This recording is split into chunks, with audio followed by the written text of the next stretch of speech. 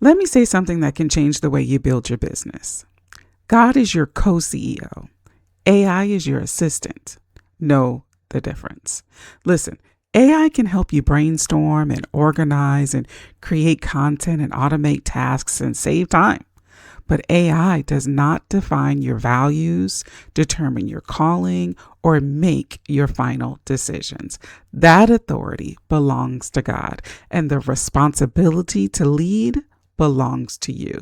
So when you put AI in its proper place, you stop treating it like a replacement for wisdom and start using it as a tool for stewardship. Ask God for direction. Use AI for support. Then lead with discernment, integrity, and action. The question is not just what can AI do for my business? The better question is how can I use this tool to steward what God has placed in my hands? Comment co-CEO if you're building with both faith and strategy.